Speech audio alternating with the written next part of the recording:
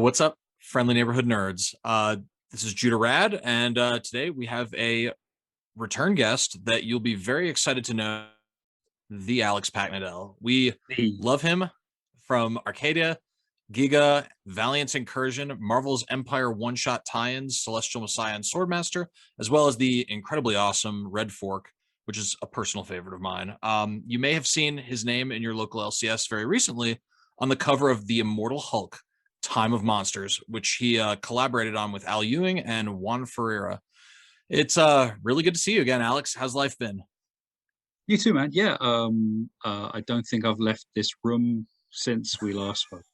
Oh, okay. Uh, yeah, Well, other than to well, get my jabs. But yeah, well, you look great. You look great. thanks, So, man. Yeah, like the lockdown growth is going well. You're looking very clean. oh, thank you. Yeah. Are Are you are you you are using? you are you not like broiling to death at the moment? Isn't Texas like absolutely insanely hot right now? So Texas is exactly what I imagine the world will be like after we launch all the nukes. So kind of just a desolate wasteland. But yeah, it's been like 104 degrees lately. I'm that trying to you think of that what you that. love tremendously, and all the people are amazing. And I mean, come on, the culture, the hot sauce, it's a wonderful place, and you're really There, enjoying it. there's definitely some redeeming qualities. They're just hidden behind a wave of radiation Okay. outside my door. Yeah. So I want to talk to you about this Hulk story. I know we're a little bit late. It was last month, No, no, no, yeah, yeah, but yeah. That's my fault. Sorry. I've been dying to talk. No, it's okay. I've been dying to talk to you about it because it's Hmm. really awesome. Thanks, man. So I don't. When I first I read this, I've read this through a couple times now, but when I first read it through, the first thing that really kind of came to my mind as I was looking at the pages is death metal, and I'm not talking about the DC event, but I'm talking about the subgenre of heavy metal known as death metal. Did Are you a heavy metal fan, and did any music actually influence the overall tone of this one shot? You know what? Like I was a metal fan like a long time ago. And I f- then I like it was kind of exhausting. And Right. I did the classic. Like I pivoted to Motown. Oh, nice. Um, yeah, like I'm quite serious. Um, but no, I mean, there was a heavy element of kind of fuck it, I guess. And if that kind of, if that sort of, if that delectable subgenre sort of encapsulates, you know, the way it kind of made, if it made you feel death metal, then my work here is done. It was the comic Um, equivalent of Cannibal for me. yeah, I mean, like put that on my headstone. That sounds great. Right on. Yeah, no, no. I mean, it was. I did want it. Like you always want it to be a mic drop. You know what I mean? And it was kind of, I'd done a couple. I'd done a couple one shots for Marvel, but they were kind of, tie-ins to Empire. I had a great time. I think it was kind of nice with those Empire tie-ins because like I did notice like a couple people like when they were kind of announced at Chicago, like there were a couple people who were just like, oh, like, whatever. And then like those exact same people were like, hey, these are really good. And like that was a personal that was really kind of fulfilling. It was, But I kind of you had like a clean slate here though, because it's not really. exactly that was Yeah. yeah, this was like an opportunity to kind of do a mic drop, like so I thought, okay, well, um I mean, I know this isn't the question you asked, but like I'll give you a spiel. Like I basically pitched it to Al like over the phone. Like he's a good friend and everything. And I've been reading a book called Blood Rights by Barbara Ehrenreich, which is about like it's sort of an anthropological study of like the origins of violence. Hmm. And it just kind of her explanation, she argues kind of very lucidly about like, the sort of the origins of violence and how like ritual supposedly removes violence from the community through scapegoating. Hmm.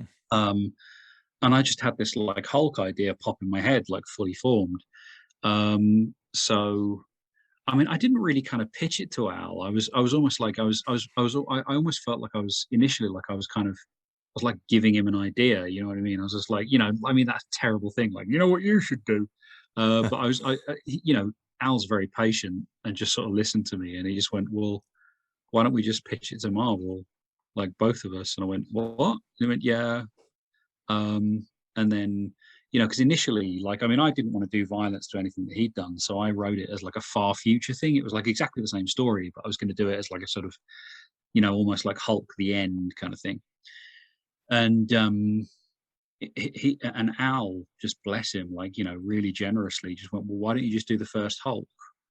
And I said, because, like, you know, that's you know, I can't. That's a bit presumptuous. Like, you know, this kind of, you know, idiot from the street just kind of rolls in and was like, hey, this is the first Hulk, or the first gamma mutation, should I say. Jason Aaron's Van, I think, is the first like Hulk. This is the first gamma Hulk. And he just went, no, no, just, you know, we'll just, and he got in touch with Marvel, and you know, I, you know, co-plotted it with Al, and then he let me write the whole thing. It was amazing. Yeah. This is not the Hulk that everyone is used to. It's kind of it's like you said, it's a very primal kind of like proto Hulk, and it's pretty badass. We would, I think, pretty much anyone who read this would like to see more of that Hulk. How did you kind of become acquainted with You this may. well, we may. Ooh, okay. You saw it here first, folks. How did you kind of become acquainted with this Tammuz character? Am I pronouncing that right? Mm. Tammuz? Yeah, well, I mean, that was like I was basically reading up on a load of like Akkadian, Sumerian, um uh and sort of, yeah, like Akkadian, Sumerian, Babylonian sort of mythology, which is, you know, still sort of 6,000 years ahead of where we are in the story. Like, you know, this whole story takes place 9,500 BC. So it's basically the bridge between the sort of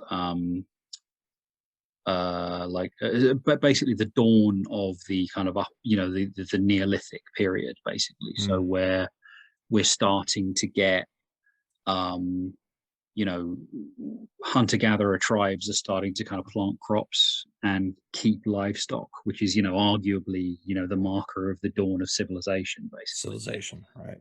uh, you know, because the conceit that Al and I discussed is basically like there have been Hulks for as long as there is civilization, because every civilization needs a Hulk, because they need something. You know, civilization can't exist without its genius. But it's like Oh, he is that which civilization cannot abide, but that which civilization cannot exist without. You that know. kind of goes into that kind of preemptively answers some of my next question. So what I was going to ask you was, so like like when I read a comic book, I'm always kind of trying to find a subtext, and Mm, sometimes it's there, sometimes it's not. But with this, you know, I've had some time to really digest this, and what immediately came to my mind was, does society or nature create monsters, and what purpose do monsters serve? And that was kind of just like what immediately popped out at me as being like the questions that this issue posed. And I guess you sort of answer my question.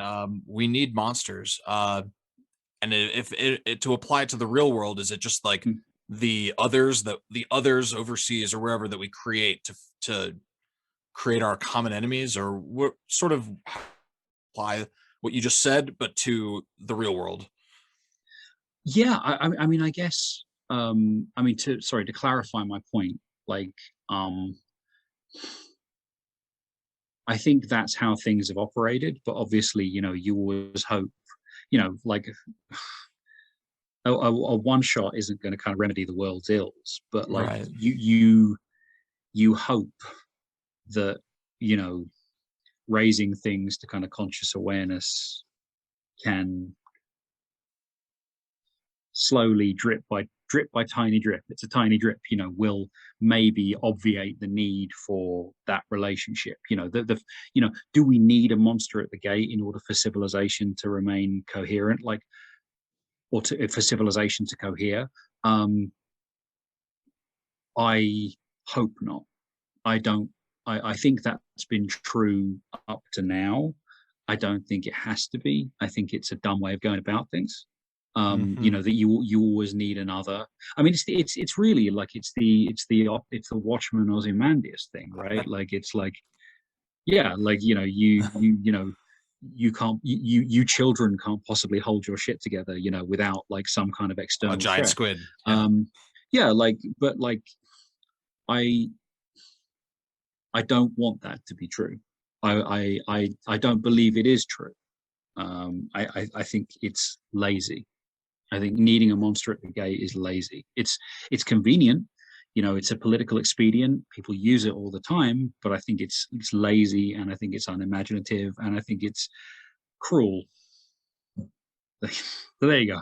Hmm. That's, but yeah, no, but like that's really. I mean, the Hulk one shot that we wrote, like, really is it's this.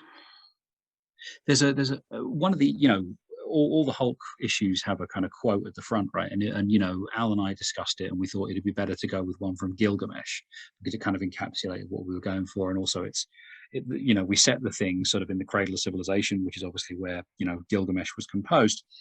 But one of the early ones that we toyed with was a quote from Walter Benjamin, which is, there is no document of civilization that is not also a document of barbarism. And but that's also the kind of the thrust of, I mean, really, I mean, I don't want to kind of bring too much out sort of latent stuff, because I want people to draw their own conclusions, right? But like, Right. one of the things that we were looking to kind of explore is effectively that, really, like, the question of whether it's possible to have whether savagery is really the antithesis of civilization, or is it something that civilization actually needs A in feature, order, not a bug. a feature, not a Yeah. bug. Yeah. I mean, again, like, dude, I mean, even like going back to the Matrix, man, like, I mean, the Matrix, but like the whole kind of like that really kind of irritating architect speech. But if you actually kind of parse it out, it makes sense. That, like, that whole thing of like, no, like, they need Neo, like, the Matrix, Neo is a feature of the Matrix rather than a bug. That, Whoa. does whoa. um but yeah, does that kind of I don't know whether that answers your question. It's very late, I'm No. very sorry. Oh, no, no, that's it's definitely something to ponder. It's a issue. There's a lot in us. There's a lot in this issue, and there's a lot of Yeah, kind of questions it's that, it it's like, poses. one of the things that we're looking at, I suppose, or that we wanted to explore, was like, what role does, we like to think that violence has no place in civilization. That is demonstrably untrue. So one of the things that we were looking at is, well, what place does violence occupy? Mm, yeah, I could definitely see that. So when I was looking at the credits, I couldn't help but notice that credit was given to Professor Natalie Monroe and Hmm. Dr. Stephen Curtis. I did Yeah. some Googling. I wanted to, I was like, who are these people? My search was inconclusive. So I'm very curious. What was their involvement? Okay. Well, Natalie works on she's an anthropologist. She works in various archaeological digs in Jordan and southern Turkey. Basically, I mean, the work that I was sort of that I was talking to her about was the work that she's kind of conducted on the Natufian civilization, which is sort of proto. I mean, they're our ancestors, right? You and me. Um, they're our guys. But they were basically the first. They were the first people to kind of domesticate dogs. They were the first people, as I understand it, to um, sort of decorate the graves of the dead.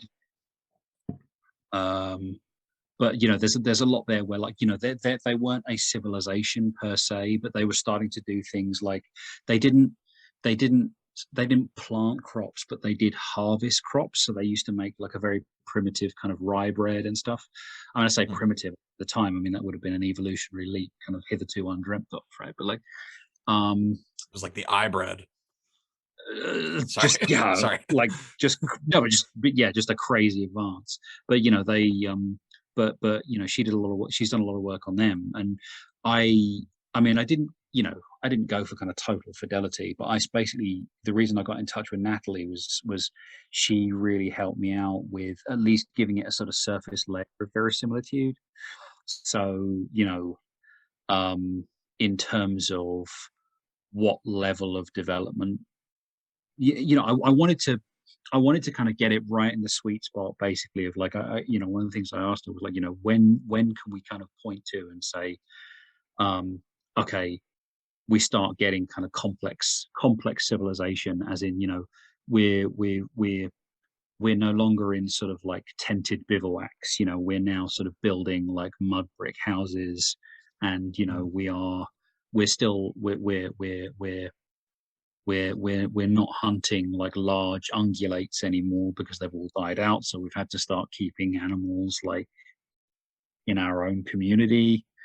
And all, when did that start? And she basically said it was basically from sort of 12,000 BC to like 9,000 BC. But it's a sort of movable feast. So I went almost sort of slap bang towards the end. I just said, okay, so 9,500. So we're edging into a sort of new epoch. Mhm. Um, so she helped me sort of really sort of situate it there, and also make sure that, like, although there are of course some anachronisms, I mean, I'm sure, like, I mean, I haven't, I'm going to post her like the issue, and I'm sure like within a couple of weeks, it'll be like these arrows are all wrong, and like that's totally cool. But it was basically giving it that sort of surface layer of verisimilitude. Now, Steve is a very old friend of mine. Like we did our PhDs together, but like Steve's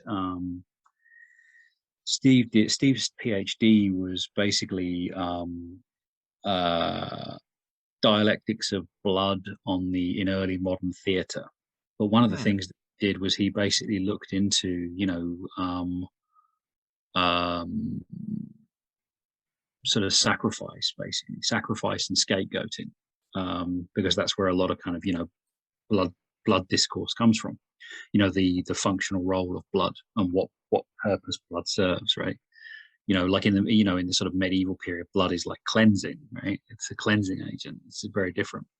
Um, and so I talked to him a lot about it, and he was kind of, I'd already had these ideas sort of rattling around my head about scapegoating, but Stephen really kind of helped me make them as again, it's an entertainment, man. At the end of the day, it's a green dude smashing the shit out of things.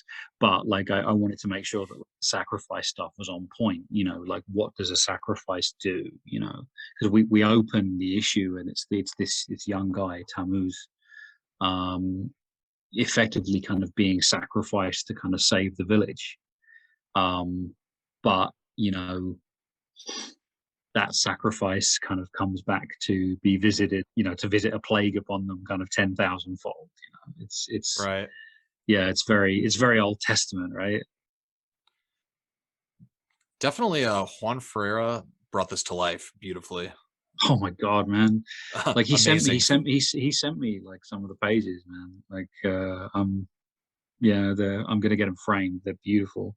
That whole book, every panel I could frame. It's absolutely beautiful. And to anyone watching, if you haven't picked this up yet, you definitely got to find it. It's pretty awesome. Which kind of brings me to my next point. Hmm. So you've done the Empire tie-ins, you've done this Immortal Hulk book. When is Marvel gonna their senses and put you on an ongoing title? Are there any talks in the works, or when is this gonna happen? Because it Um, needs to happen. Thank you. Okay, so I might be doing some more stuff for them. Ooh. I As to kind of ongoings, I mean, they literally know where I live. I know what I'd Sounds like to. sounds like a Um, mini. By the way, what you just said, it sounds like there's a mini in the works. well, you got mini? Maybe. Okay. Maybe, maybe. No, it's cool. It's cool. I'm having fun. Yeah, like I hope so. But saying that, man, I mean, they're bringing over like a lot of cool people. Like Marvel's having a real kind of. It feels like they're having a real sort of recruitment drive at the moment. Like they're bringing in a lot of cool people. Ram's starting on Venom soon with Al, which is, I mean, Ooh, because I'm very spoiled. Like I've got to see like a whole bunch of that. And Ram, Al, Brian Hitch, come on, well, it's insane. Um, and like you've got Donnie on Hulk now, which is going to be that's amazing. right. Like no, like like I mean, I heard the news the same time everybody else did, but like I think that's a real smart play. Because I mean, Al's run, which is like, by the way, like my favorite Hulk run of all time, and I'm like honored to participate. But like, I can't see how they could have continued it in that way. Like I think it's going to have to be like I think like Donnie's whole thing is like a 180 from that kind of approach, and I think that's exactly what it needs. You know what I mean, for a kind of creative refresh. But it's kind of nice that like Al's going to be doing Venom and like Donnie's going to be doing Hulk. That's a I salute the switcheroo. If I could be Cebulski for just one, would put you on X Force. Oh, you put me in X Force. Yeah, I'd put you on an X Force. Okay, okay, yeah, I Yeah. accept. Okay. All right. Well, I'll send the documents in the mail. Yeah, excellent. Yeah, so that's all squared away. We'll talk page rates. Um, Cool. hang on, isn't Ben on that? Currently, but I mean, Okay, how long. I mean, and he's doing a very good job, by the way. But yeah, sorry, Ben. Yeah, no, Ben's no, great, man. Like he's. nothing against Ben, but the run's going Have to you end seen that dude? eventually. He's jacked as well, man. Like I don't want to piss him off. Is he really? Oh wow. He's jacked. Good to know. So before we wrap this up, this is kind of unplanned, but I was reading Barry Windsor Smith's long-awaited Monsters, and Hmm. while I was reading it, I was thinking Alex would love this. Have you read it, or Yeah, yeah. you did? I've got a thing at the moment where like Jen King, uh, probably very near you actually, at Space Cadets Collection, um, like in Texas, is getting hold of like the signed bookplate edition for me, because like I couldn't get one, and Jen was like challenge accepted. So yeah, no, dude, I mean, I love it. Like, I'm a huge BWS fan as well. Like, It's so dark. It's one of the darkest things I've read in a long time. Really, it's just, it's real. I I use the term advisedly, right? But like, it's what comics could and should be. yeah. Um, and I think it's interesting as well because like you read all the sort of the interviews with him, and he's very kind of candid about the fact that like it was really unpleasant to make, and it It cost him something to make. it Um, I can definitely believe that. Like even reading it, absorbed in it, and I was completely absorbed in it, but I had to force myself to take breaks from reading it just yeah, for my own well-being because it was just such an emotional hammer. but you go back, and I mean, um, I don't really have like I think Weapon X is probably my favorite Marvel comic ever. Definitely up there. I think that's Uh, fair. Fair. And I think it's not only one of the most beautifully rendered, it's also one of the most beautifully written. I mean, it's so well done. Um, but Life Death that he did with Claremont as well is just exquisite, obviously.